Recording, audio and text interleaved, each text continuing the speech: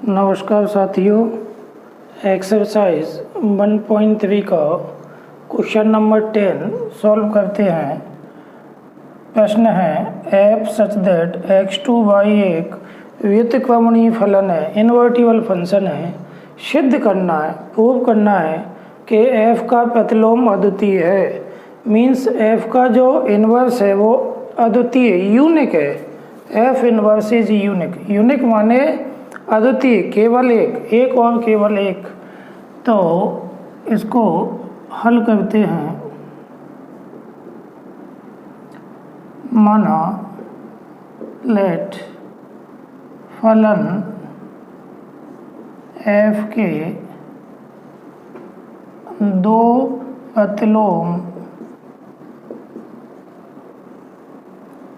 g1 तथा g2 है।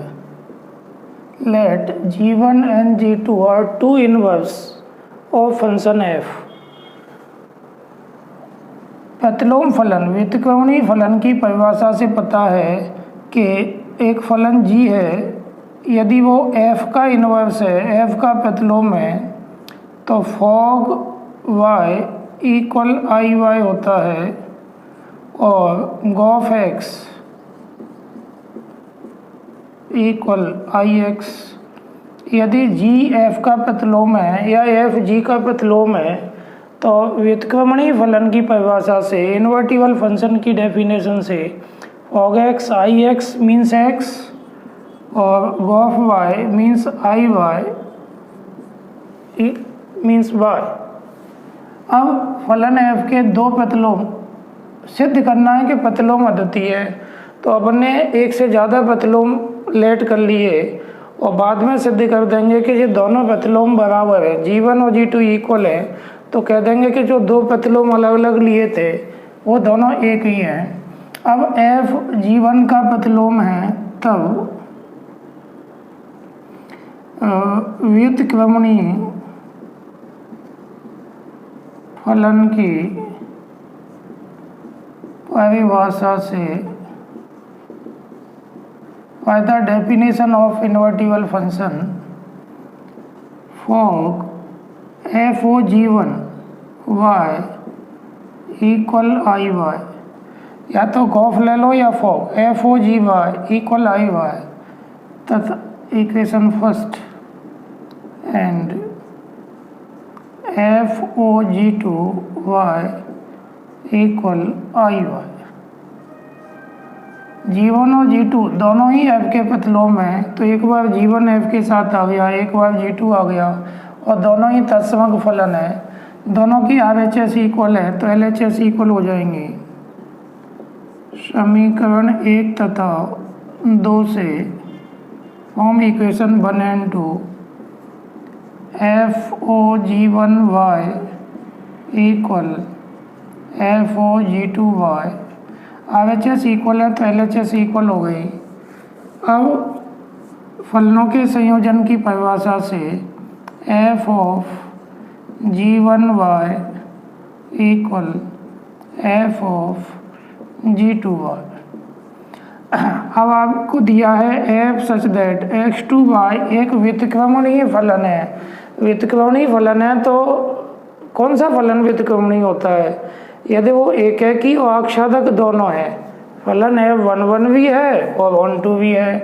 तो एक है कि फलन 1 फलन की परिभाषा होती है कि f(x1) equal f(x2), this imply that x1 equal x2। अब आपको f व्युत्क्रमणीय दिया है, मीन्स फलन f एक है कि भी है, 1 भी है, तो ये f हट जाएगा। g1y equal g2y। f क्यों हट गया? एक है कि फलन में प्रतिबिंब बराबर है, तो जिन अवयवों के वो प्रतिबिंब है वो अवयव भी बराबर होते हैं। यहाँ लिखेंगे f सच दैट x2y एक व्युत्क्रमणीय फलन है। व्युत्क्रमणीय का मतलब एक है कि 1 और आक्षादक भी है, यहाँ एक है कि जरूरत है, फलन है।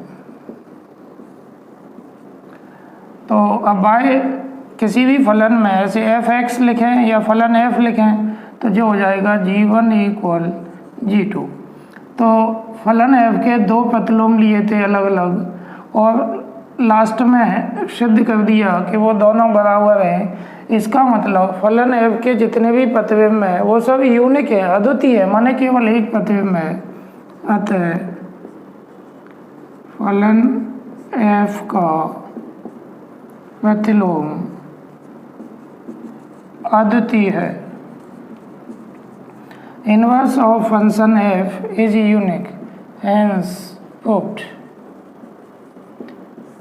नोट करने के लिए वीडियो को पॉज करें और नोट करें।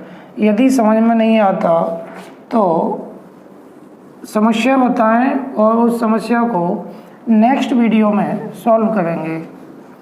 क्वेश्चन नंबर 10 सॉल्व करते हैं।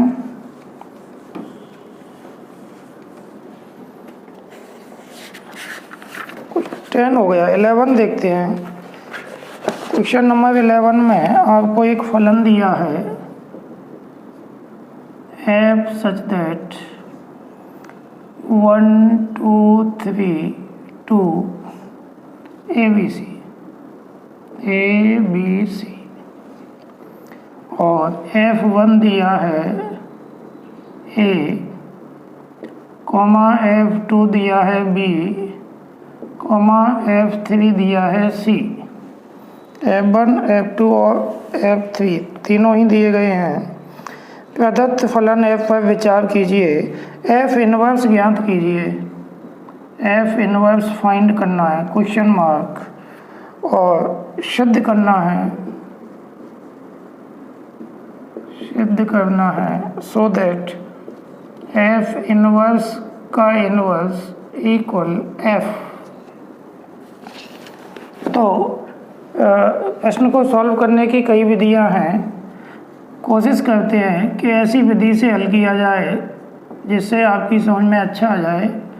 अब आप देखो, एक फलन f है,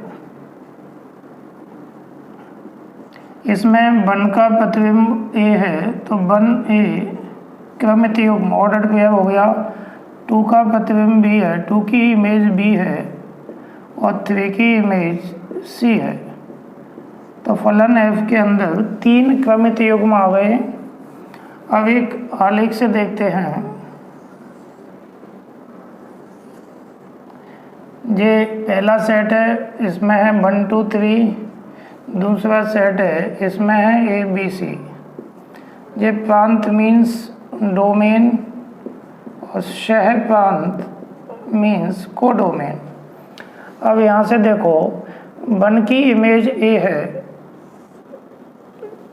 2 की इमेज B है और 3 की इमेज C है। अब आप देखो, आपको जो फलन f दिया है ये फलन एकैकी भी है और आच्छादक भी है, 1 1 भी है और 1 2 है। एकैकी मीन्स 1 1 क्यों है? प्रांत के अलग अलग अवयवों के शह प्रांत में अलग अलग प्रतिबिंब विद्यमान हैं। डोमेन के डिफरेंट एलिमेंट की कोडोमेन में डिफरेंट इमेज एग्जिस्ट हैं, अतः f एकैकी है। आच्छादक क्यों है? शह प्रांत का प्रत्येक अवयव प्रांत के किसी न किसी अवयव की इमेज है, माने each element of codomain is the image of some element of domain. तो फलन f चित्र से स्पष्ट है कि, या डिटेल में लिखो तो डिटेल में भी लिख सकते हैं। फलन f एकैकी है क्योंकि प्रांत के अलग अलग अवयवों के शह प्रांत में अलग अलग प्रतिबिंब विद्यमान है तथा एंड फलन f आच्छादक है, ऑन टू है क्योंकि सहप्रांत का प्रत्येक अवयव, सहप्रांत मीन्स कोडोमेन, प्रत्येक अवयव प्रांत के किसी न किसी अवयव का प्रतिबिंब है। इस प्रकार देखो फलन एफ एककी भी है और आच्छादक भी है। एककी क्यों है? क्योंकि डोमेन के डिफरेंट एलिमेंट की कोडोमेन में डिफरेंट इमेज एग्जिस्ट है। आच्छादक मीन्स वन वन क्यों है? कोडोमेन का ईच एलिमेंट डोमेन के किसी न किसी एलिमेंट की इमेज है। तो कोई फलन एककी और आच्छादक 1 1 1 2 दोनों हैं तो वो व्युत्क्रमणीय होता है। इस प्रकार फलन एफ व्युत्क्रमणीय है, इन्वर्टिबल है। और कोई फलन व्युत्क्रमणीय है तो उसके प्रतिलोम का अस्तित्व होगा। अतः फलन एफ के प्रतिलोम का अस्तित्व है। फंक्शन एफ का इनवर्स एग्जिस्ट है, अस्तित्व है तथा एंड एफ इनवर्स। अब एफ इनवर्स आएगा क्या? पलट दो, A1 B,2 C,3 ये फलन एफ का प्रतिलोम आ गया। तो उसने कहा था एफ इनवर्स फाइंड करो, तो एक आंसर तो ये आ गया। अब एक थ्योरम टाइप की एक क्वेश्चन है कि यदि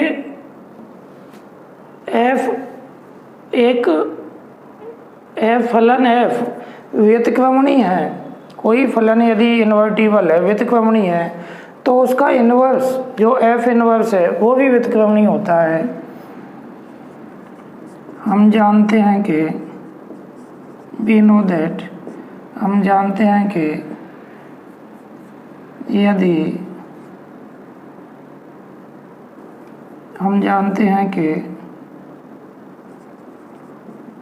व्युत्क्रमणीय फलन का प्रतिलोम फलन इन्वर्टिबल फंक्शन का इन्वर्स फंक्शन भी व्युत्क्रमणीय होता है।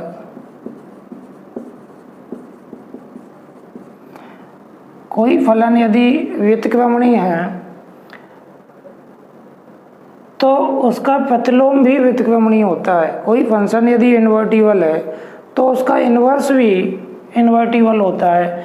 अब देखो एफ इन्वर्स फलन एफ, यहाँ से देखो फलन एफ व्युत्क्रमणीय फलन है तो एफ इन्वर्स भी व्युत्क्रमणीय होगा। अतः एफ इन्वर्स भी व्युत्क्रमणीय फलन होगा। एफ इन्वर्स भी इन्वर्टिबल फंक्शन होगा। और कोई फलन यदि व्युत्क्रमणीय है, इन्वर्टिबल है, तो उसके इन्वर्स का अस्तित्व होगा। तो फिर इसके इन्वर्स का तथा एफ इन्वर्स का इन्वर्स का अस्तित्व होगा। व्युत्क्रमणीय फलन के प्रतिलोम फलन का अस्तित्व होता है। एफ इन्वर्स व्युत्क्रमणीय फलन है तो उसका इन्वर्स और लगा दिया तो उसका भी अस्तित्व होगा। और निकालेंगे एफ इन्वर्स का इन्वर्स, तो एफ इन्वर्स ये लिखा है, फिर इसके ऑर्डर पेयर को बदल दो तो इसका इन्वर्स आ जाएगा 1, A 2, B 3, C। अब आप देखो एफ इन्वर्स का इन्वर्स ये 1A 2B 3C, 1A 2B 3C F आ गया। यही सिद्ध करना था कि एफ इन्वर्स का इन्वर्स एफ होता है। Hence proved. वीडियो को पॉज करके नोट कर लें। नेक्स्ट क्वेश्चन देखते हैं।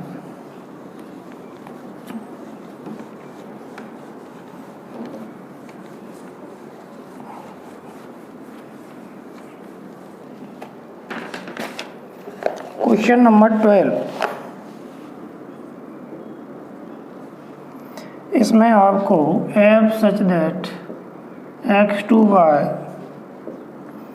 एक व्यतिक्रमणीय फलन है,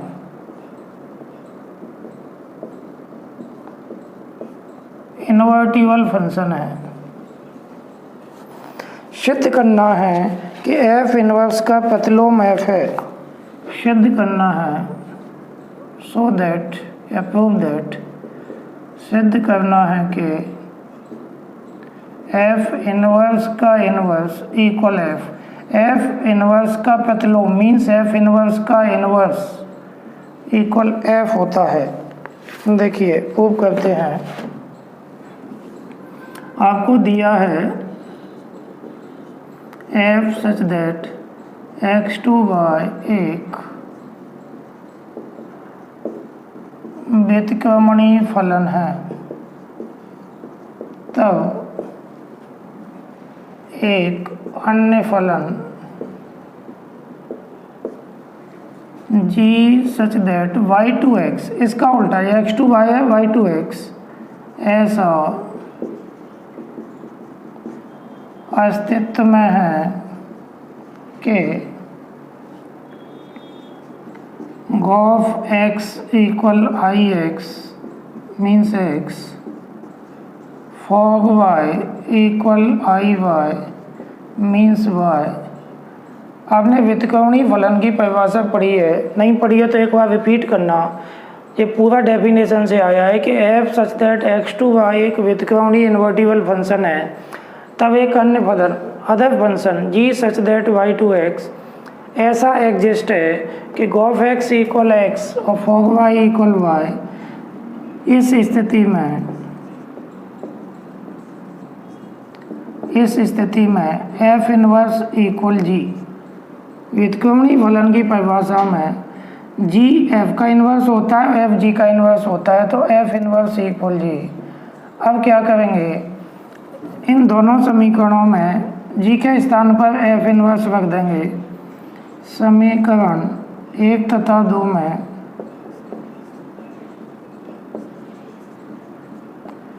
g इक्वल f इनवर्स रखने पर, on putting g equal f inverse in equation 1 and 2, तो ये आएगा f inverse o f x equal I x, और ये आ जाएगा f o g means f inverse x equal y equal I Y.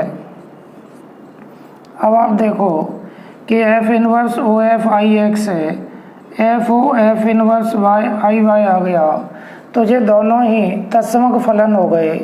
और तत्समक फलन हो गए तो व्यतिक्रमणीय फलन की परिभाषा लगाओ इसमें। देखो यहाँ पर f का इन्वर्स g था और g का इन्वर्स f था, यहाँ पर f का इन्वर्स f इन्वर्स के इक्वल आएगा। देखो f inverse equal f inverse, और यहाँ देखोगे तो f इन्वर्स का इन्वर्स इक्वल f आएगा। तो इस स्थिति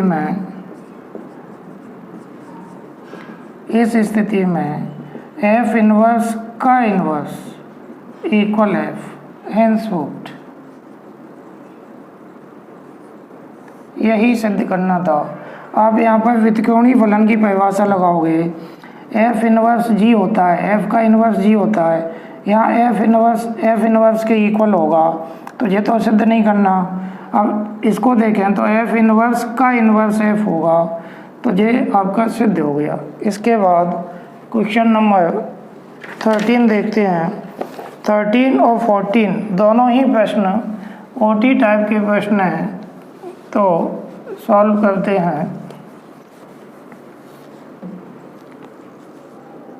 13 में आपको एक फलन दिया है f सच दैट r2r और fx दिया है 3 minus x cube to the power 1/3।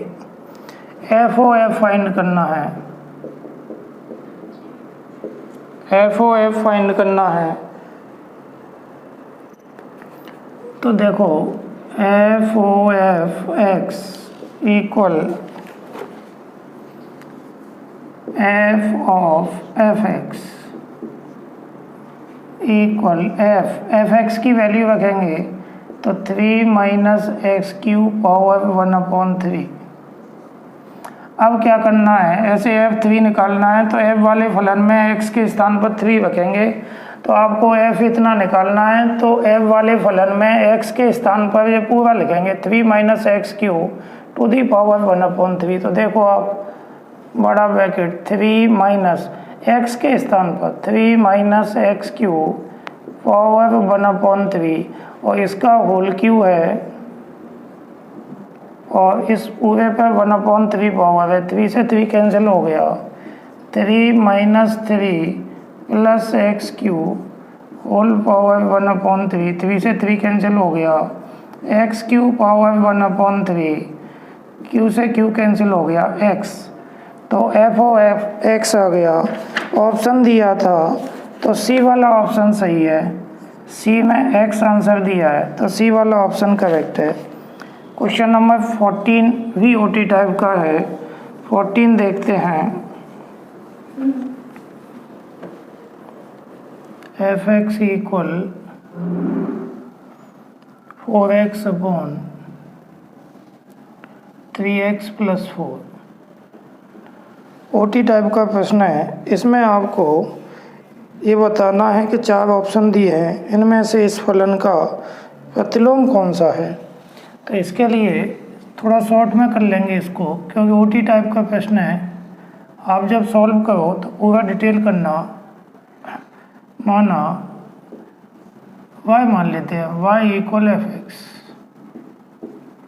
तो y equal f x means 4x upon 3x plus 4, cross into करेंगे 3xy plus 4y equal 4x, 3xy minus 4x, 4y उधर ले जाएंगे तो minus 4y, x common लेंगे तो 3y minus 4 equal minus 4y, x equal minus 4y upon 3y minus 4, minus common ले लेते हैं, माइनस 4y, माइनस कॉमन लेंगे तो 4 माइनस 3y, माइनस से माइनस कैंसिल हो गया, x equal 4y upon 4 minus 3y।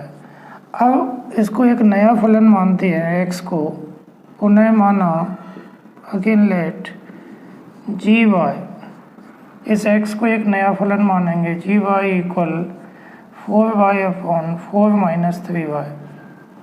इसके बाद यदि डिटेल में सॉल्व करना है तो गॉफ x निकालेंगे, x आ जाएगा, इसे आई एक्स कहेंगे, और 4y निकालेंगे और y आएगा, इसे आई वाई कहेंगे।